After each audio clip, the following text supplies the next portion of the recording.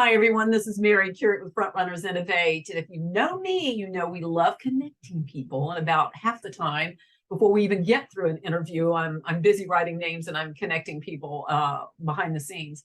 But that is what we do. Frontrunners Innovate is our media arm. It's Frontrunners Development Inc. that is the overriding business for all of this.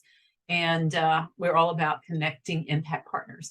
So today I have with me Anie Akpe.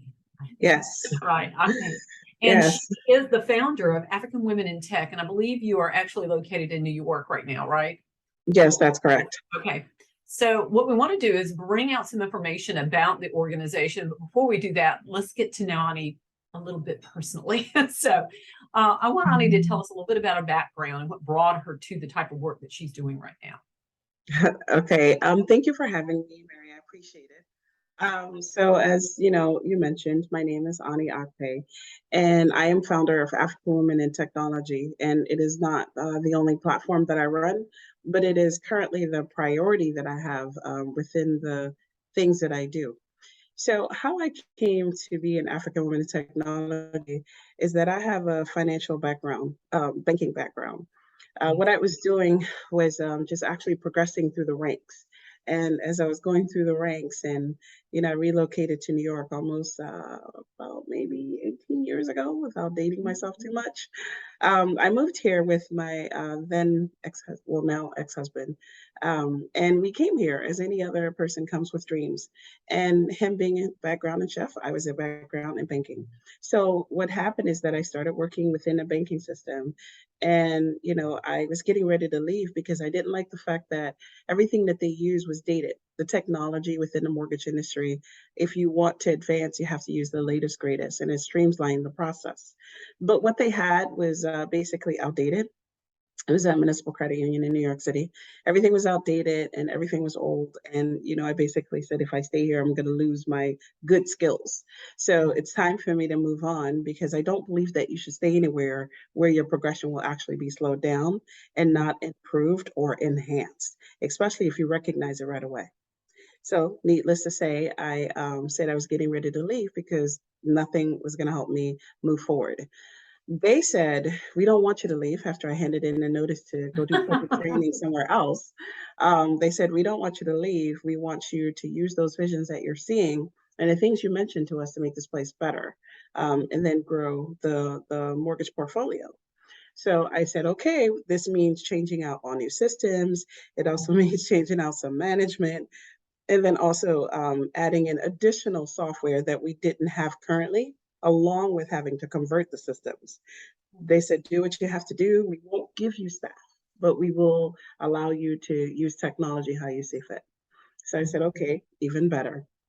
So what that allowed me to do was the freedom to not only be able to use developers, but I also could choose out the softwares. And even if the software didn't have what I needed, via the RFP that I had created, then I could actually use the developers in-house and external in order to make sure the softwares that we were using had created enough efficiency for the staff number that we had. So that's what got me fully into technology, although I was always using it and always had an interest in it. But being in a financial sector, if you're at a big bank, you really won't touch that aspect of it. But if you're at a credit union, you get to make decisions on how you will use the technology. So I like that aspect because it helps you control your portfolio growth. At the time that I started this whole journey with them, their portfolio was roughly 250 million. By the time we made all the changes and implemented all the systems, and yearly checking to see if there's anything to improve on, their portfolio was at 1.2 billion. I believe that you have to use technology in order for you to have efficiency in the processes, and it allows your growth. With that being said, you move up the ranks. You start to move up and move up. I had challenges, which is why I started to want to look to help the community. I had challenges in being a woman. I had challenges in being a Black woman. And lastly, I had the challenges of people not really thinking that you overall know what you're doing or what you're saying just because they've been in that background longer than you. Mhm. So you have to overcome those things and get past yourself in order to not see those as challenges. You have to create opportunities because it's your perspective that helps you keep going and not their realities. Otherwise, you'll get caught up in that. So by the time I got Stated. made it, Well stated. I like that. by the time I made it to vice president, I realized that that was as far as I was going to go. And it because once you get to a certain top, then there's nothing but executives, and those executives don't always leave right away. So it Mhm. meant that you're going to be there for a few years, and this is all you could do. By this time, the community was reaching out to me, asking me questions, all in startups, which I technically wasn't a part of, but I'd always been a part of just because with the banking system, you had to know products. You had to know banking products and how they measured and how people could get approved for loans and credit cards. And this is all business related.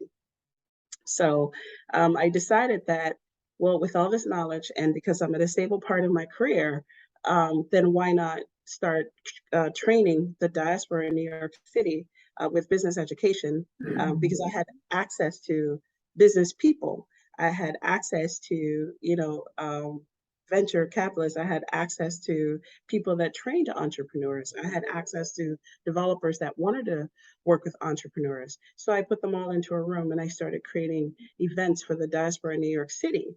And I knew that ultimately a lot of these people wanted to create something for back in Africa, though they're based here in the US. Yeah. So I started to do more targeted things for them to help them make that track from not just building here for the community here that they live and operate in, but also for the community there where they wanted to operate in as well. Mhm. So that just came with subject matter experts and over time. Eventually, how I came to become woman focused was because I took a trip to attend an event there.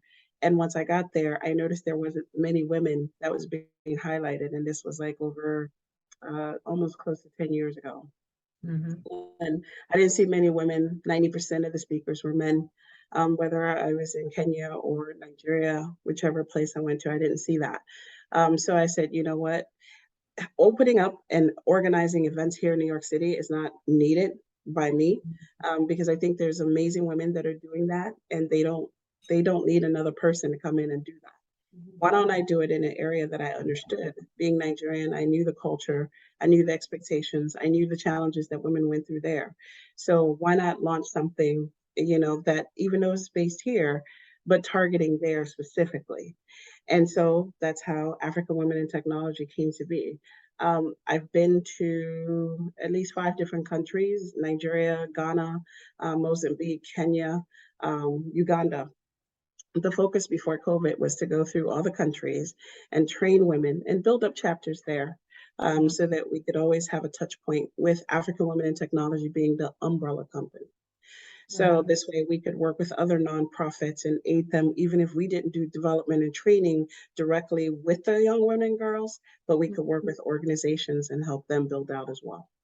So that's how, in the shortest way possible, that this came to me. Well, there's always a story, behind somebody. So it's interesting. So I was just taking some notes, and as what Mhm. always happens, names start to surface. From my network, I thought, oh, this person needs to know her, or she needs to know this person. So that's good. Right. So I get it that it's chapter based, and you're kind of working throughout Africa. It's interesting that you made that transition, understanding that you could work with diaspora here, Mhm. who wanted to do something there, but you realize you were limited by New York City, and that Mhm. you realize that there was a greater need to be serviced elsewhere. So Right. you kind of not moved your base of operations, but kind of tweaked your mission a little bit to kind of your operational staffs to kind of move more toward these African countries and Mhm. help the young people there, young women there, kind of move up. Is it just banking and technology and finances that you kind of concentrate on, or what else? It's actually all of it. For me, I was never restricted to it just being fintech, even though I have a fintech background. Yeah. It has always been AI, just because, with anything that is financial, they need artificial intelligence and they need machine learning. A lot of it is all data sets. You're constantly always Yeah. looking at different data sets. So it's a matter of you understanding how all of these technologies come into play. And it's not just for banking. It could be any industry, any field. So our current mission right now is to focus on blockchain technology. Okay. And what that means for us and what that looks like is we're introducing it to people that have heard about it, maybe small parts, pieces. But what we do is we go through from soup to nuts. We start with what is blockchain, Bitcoin, Ethereum. And then from there, we break out to different wallets and DeFi, just all the different sectors. Along with that, because it's great for you to teach technology, but it's also good to add the practical applications of cybersecurity, the basics of coding, things that women will always need to learn because the industry is always evolving. So even though I am very versed in fintech, I've always made sure that the things we covered not only just hit fintech, but in many spectrums of the areas that we are seeing a low balance of women in. It's not just entrepreneurship, it's also data entry, data analysis, Yeah. even, even some of the programming, certain coding program languages, because not all of it is missing a bunch of women, but the most of it is. So it helps with developing products that actually make sense across the board. Okay, so I'm going to ask you some details about the programming there. So give me the demographics of the people that you're servicing. Like, we know women, okay? Give me the age groups, because I know I do a lot of mentoring in Africa, and sometimes the word young is relevant to Yes. wherever you're talking. Young Right. might be 45. Right, exactly. To me, Exactly. 55 young is 45. But when we say youth, that's the first thing that I think I learned. Youth could be right on into the 30s. And a lot of times has to do with those people who started education, but never got to finish it. Right. Or, it's been haphazard trying to get it. And especially women, sometimes it's not, it's very haphazard if they got any really good education. So tell me the demographics and tell me how you recruit them. How do you get them to you, and give me some numbers of women that you work with. Sure. Ours is, like you mentioned, is young girls and women. And for us, it usually will start anywhere from like 15 to 16 up until 50. And our target, though, how we get our audience is that we're already working with co-working spaces. We also work with universities, and we also work with what's being called in most African countries as secondary school. Secondary school sometimes is like high school. To a certain extent. So what we do is in each country, we reach out to all three places. And then from there, we usually will host the event either at a university, which already draws that age demographic of anywhere from 18 to like 22, 23. And then also we reach out to co-working spaces, which then takes your bracket from 23 to 51, because now you're dealing with entrepreneurs. You also have women that are executives that are just wanting to see, hey, what is this? And how can I participate, or how can I mentor?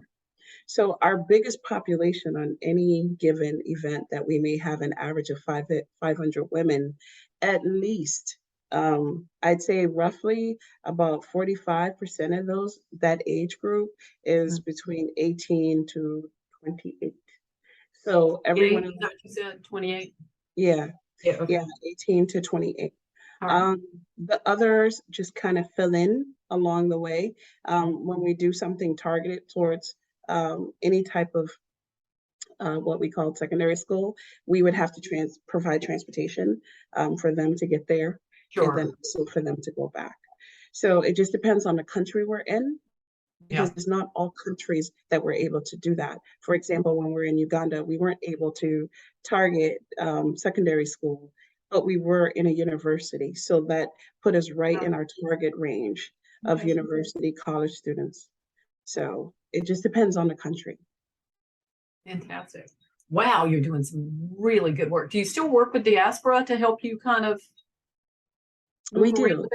We do. What typically happens is some people in the diaspora will do introductions for us.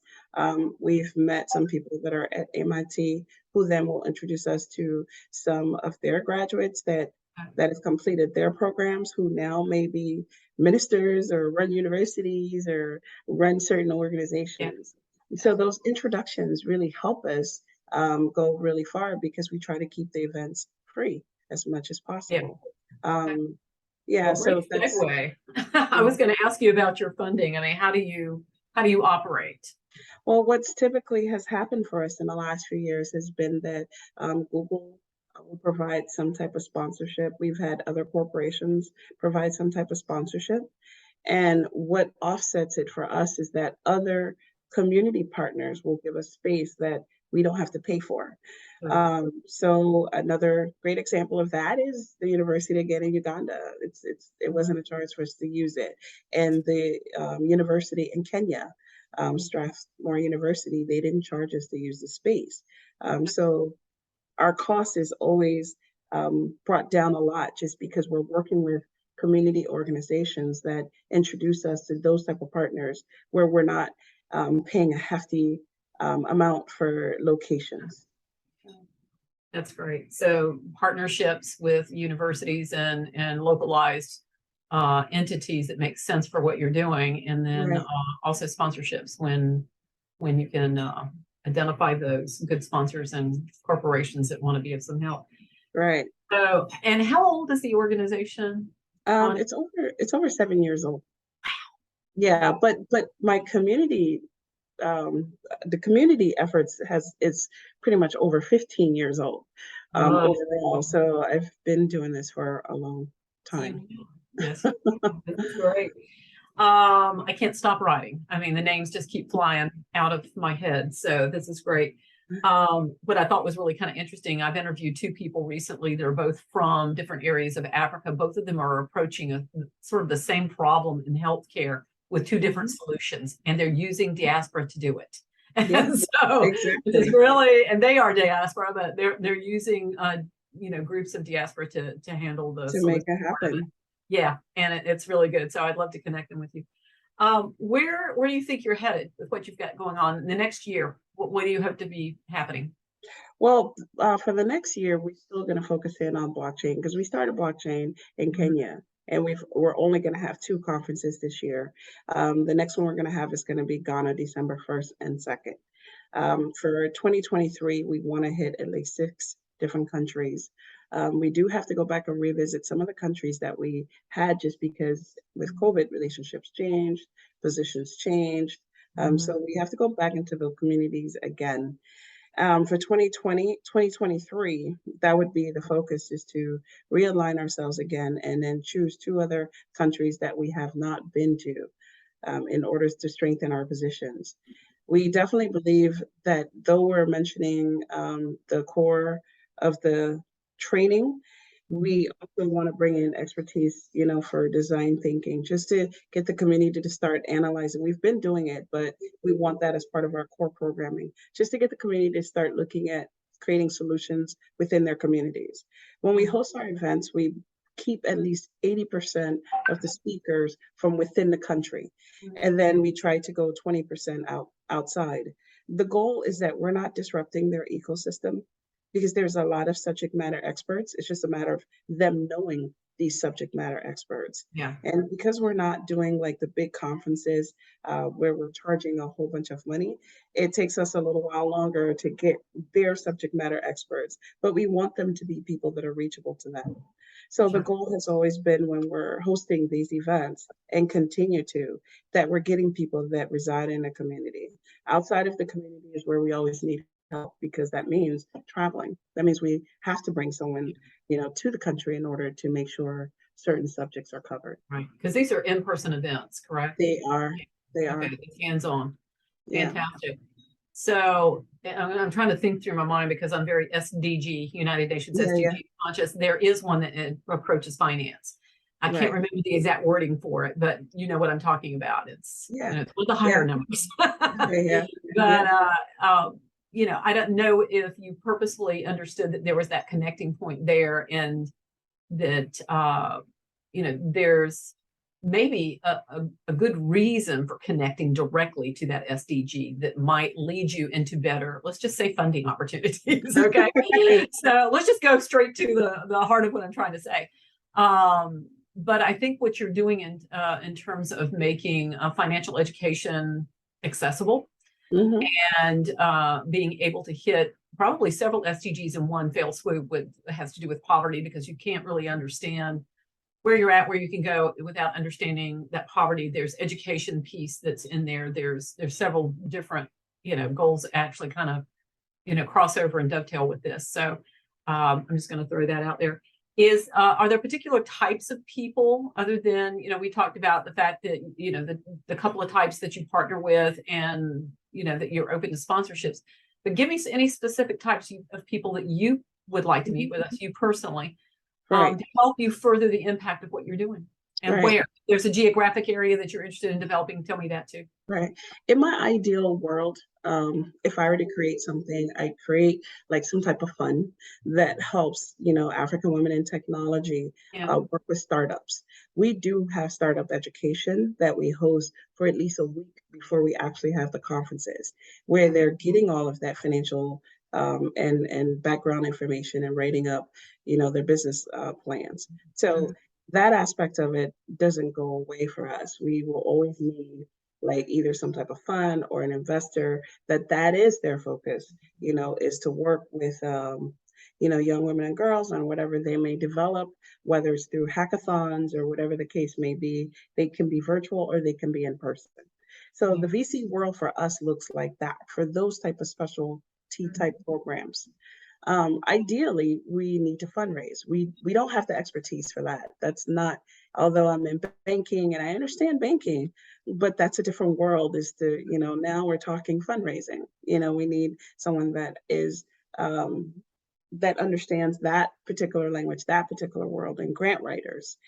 So for us, the ideal world is getting ourselves into a position where we can be helped with things that already exist. So if we could get that, that would be ideal, or to work with other organizations that is their mission and, we're in alignment with what they're doing. They just don't have the reach that we do. So those type of partnerships is what I'm looking for. Funding is great, but without those touch points being covered, then we miss the boat completely. Yeah. I think a lot of entrepreneurs don't realize if they start out with their baby that they're creating and then they want to go for funding, that the piece before funding is that networking, is developing those partnerships and whatnot, because that's what looks good on your pitch deck, Exactly. along with your team. And, the first thing that investors are going to look at is, your team. And then all the other credibility pieces, the marketing research and all that kind of stuff, comes in later. But, getting those endorsements, getting those partnerships lined up and potential clients down the road, or, access to communities or whatever that you're going to need down the road is really key. So good on you for thinking that. And I can help you with that. So, I appreciate that. I like have a whole page full of we'll do that. But I know that you've got some things you've got going on right now, so I'm going to let you go. But I want to say thank you very much for all that you're doing. And it's so needed. It is so needed out there. So I want to tell my front runners, if you can help her out by pointing her in directions and connecting her forward for anything that you just heard her share, whether you are tied to a university, know a university she needs to be, connected to, whether you, are in the banking industry and know somebody and you think, oh, wow, they need to be able to support something like this, that would be terrific. Or even if you're in Africa in one of these areas and you go, I want that program, bring it to my community. Reach out and we'll have Anie's contact information and everything for you with this interview. If you're watching this on YouTube, you need to go to www.frontrunnersinnovate.com and you'll get this interview and all the contact information, her bio and everything on there. So I'm going to say goodbye. Thank you, Anie. Anie, if you'll stay for just a second longer and say goodbye to everybody else. All right. Bye, everyone. Bye. Happy front running.